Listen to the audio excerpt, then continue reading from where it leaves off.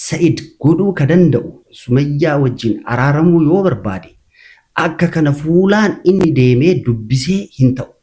Yoo danda'e jaarsoolee baay'ee ergee jechuudha. Bakkuma isiin jirtutti yookaan immoo nama gaggaafatee anallee ta'u bakkuma isiin jirtutti jaarsoolee ergee wanta isii gammachiisu godhee achi booda immoo jaarsooleen dubbatanii isa bira dhufanii wanta isiin dubbatte wanta isiin yaadde immoo waliin dubbatanii jaarsummaadhaan Sumayyaan seenseenii wajjin mari'atanii waan ajaa'iba fiilmii ajaa'iba dalagan Sa'id immoo balbala irratti dhaabbatee eegaa ture.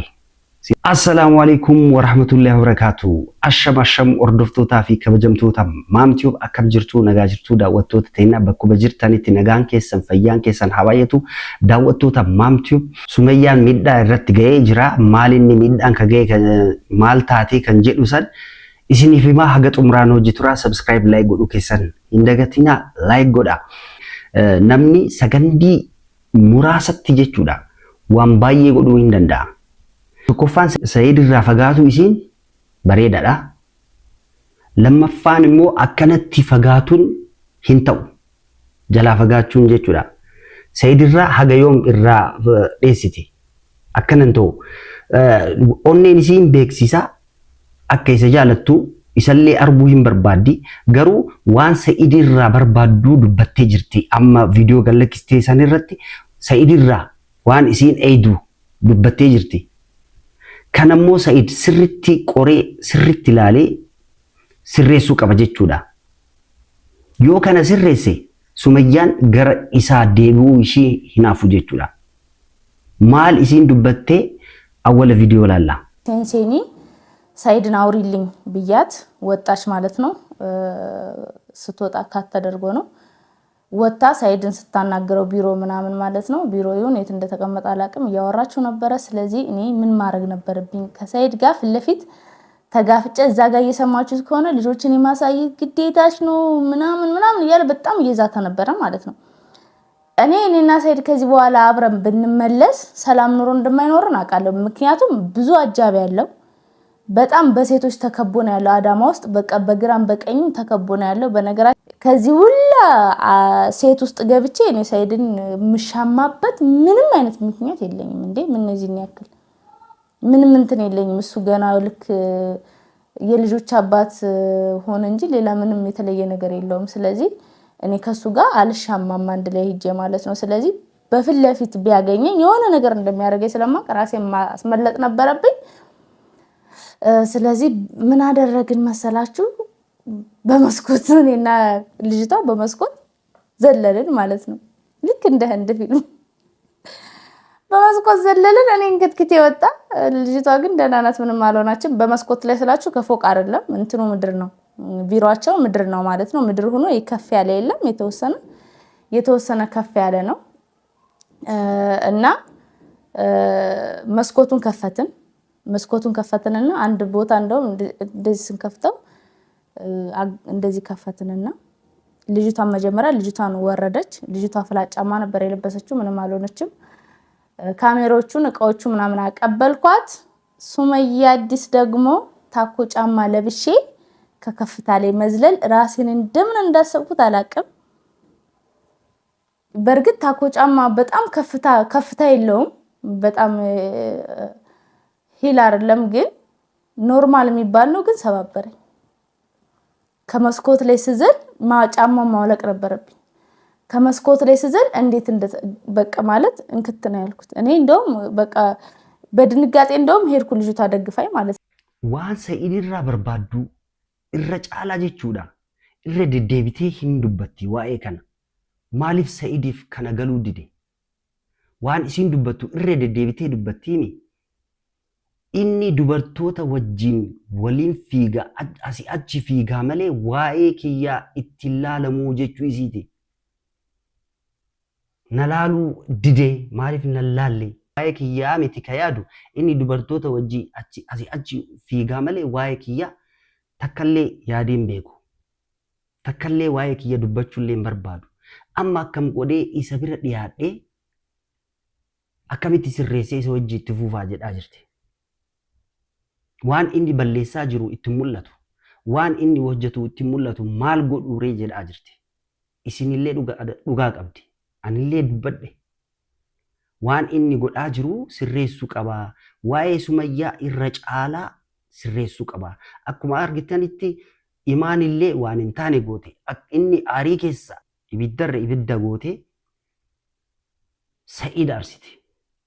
Nama gaariiti, nama jabaati jedhee ture. Garuu isinillee dogongora kanaan dhufte. Piraankii jettee wanta dalagaa argitan isinillee waan hin taane. Inni aarii san qabatee garaa isa keessa qabatee harkallee hin kaasne. Maaliif maal godhee harka kaasa? Mucattii sanarratti yoo harka kaasee imaan harkarratti duwite. Kanaaf hin tuyne inni kolfaan waan inni yaadu waan inni keessa jiru gubatee dhufe achirraa gubatee dhufe isa gammachiisurra piraankisitti dalage jettee akkanatti aarsite. Waan hin taane dalagde. Kanaaf Sumayyaan kanallee ilaalte akkamitti gammachuudhaan Sa'iid bira dhiyaattee waliin dubbatanii sirreessuu dandeetti. Kana sirreessuu qaba inni. Yoo kana hin sirreessine akkamitti Sumayyaan dhiyaattee isa bira jechuudha. Akka duraanii jaalalaan jiraachuu danda'an.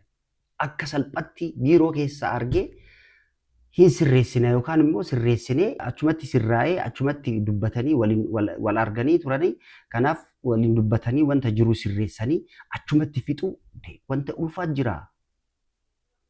Kana dubbatti Sumayyaan illee akka salphatti akkamitti akkana godhaa jettee achi booda immoo mee viidiyoo laala. መስኮቱን ከፈትንና አንድ ቦታ እንደውም እንደዚህ ስንከፍተው እንደዚህ ከፈትንና ልጅቷን መጀመሪያ ልጅቷን ወረደች። ልጅቷ ፍላት ጫማ ነበር የለበሰችው፣ ምንም አልሆነችም። ካሜራዎቹን እቃዎቹ ምናምን አቀበልኳት። ሱመያ አዲስ ደግሞ ታኮ ጫማ ለብሼ ከከፍታ ላይ መዝለል ራሴን እንደምን እንዳሰብኩት አላቅም። በርግጥ ታኮ ጫማ በጣም ከፍታ የለውም፣ በጣም ሂል አይደለም፣ ግን ኖርማል የሚባል ነው። ግን ሰባበረኝ። ከመስኮት ላይ Sumayyaadhaaf seenseeniin waadaa seentee bakka ani kayaade isin waliin araaramtanii wanta jiru sirreessitanii akka waliin jaalattan hin beeka akka waliin araaramtanii wajjin itti fuftan akkana godhee yoo akkas ta'e waan Sumayyaan maal jettee waan ati hin beekne wanta guddaa jira akka salphatti kun sirraa'uu hin danda'u jennaan. Seenseeniin immoo maal jettee ani isin araaramtanii gammachuudhaan isin waliin dubbattanii bakkuma kan dura san deebistanii akka waliin jiraattan akkana godhee malee yoo akkanatti yaadde immoo ati yoo kana hin barbaadin ani si wajji wanta barbaadu hin godhaa jettee waadaa seentee turte. Waadaa sanillee gooteef jechuudha. Seenseeniin Sa'iid dubbisnaan Sumayyaan immoo maskootiidhaan baatee yoo utaaltu harki ishii fi luyni cabee jechuudha. Daqiiqaa muraasni wanta baay'ee uumaa kan isin jedhe kana. Daqiiqaa muraasa keessatti Sumayyaa osoo hin dubbisin jalaa deemte jechuudha. Seenseeniillee waan tokko godhuu hin dandeettu. Maaliif waadaa seente? Waadaa waan seenteef isa qabuu qofa. Daqiiqaa sanirratti Sumayyaan baate osoo waliin hin dubbatiin waliin argin. Anillee hin jaalanne. Wanta kana anillee hin jaalanne. Maaliif? Lola guddaa ture. Inni immoo viidiyoo booda wanta baay'ee uumaa akka kanatti yoo waliin dubbatan hin ta'u. Lola dhufa. Harka waliin kaasuu dhufa. Sumayyaan illee diddee Sa'iidillee humnaan itti deeme. Kanaaf wanta baay'ee waan uumamuuf akka seenseeniin argitetti kana godhuu waan dandeettuuf kana gooti jechuudha. Sumayyaan osoo waliin argin osoo waliin hin dubbatin jalaa baatee maskootiidhaan yoo baatu kuftee harki fi luyni cabe jechuudha. Kanaaf Sa'iid godhuu ka danda'u Sumayyaa wajjin araaramuu yoo barbaade akka kana fuulaan inni deemee dubbisee hin ta'u. Yoo danda'ee jaarsoolee baay'ee ergee jechuudha. Bakkuma isiin jirtutti yookaan immoo nama gaggaafatee anallee ta'u bakkuma isiin jirtutti jaarsoolee ergee wanta isii gammachiisu godhee achi booda immoo jaarsooleen dubbatanii isa bira dhufanii wanta isiin dubbatte wanta isiin yaadde immoo waliin dubbatanii jaarsummaadhaan akka aadaa kennatti jaarsummaan yoo hin godhin malee humnaan yookaan immoo akka amma godhee yoo ammas yoo waliin argan jechuudha. Akka duraan godhuu hin danda'u, akka duraan godhuu hin qabu, akka duraan yoo argellee jechuudha. Jaalalaan osoo humnaan ittiin deemin isiin aarii qabuu ni dandeetti. Keessi isii gubatee, keessi isii aaree wanta jiru dubartiidha. Ijoollee ilmoota 2 qabattee wanta baay'ee dabarsite kan aariin waan jiruuf isa san gammachiisuu qaba. Isa san sirreessuu qaba. Achi booda Sumayyaan illee hin diddu. Maaliif? Waa'ee dubartii yoo dubbattu dubartiin hin jaalatti, hin feeti jechuudha. Isin galee fedhii osoo hin qabaatin waa'ee isayyuu hin dubbattu. Dubartii wajji akkana figaa, akkana godha, akkana dubartii waa'ee dubartii malee waa'ee kiyya hin yaadu jettee illee hin dubbattu silaa.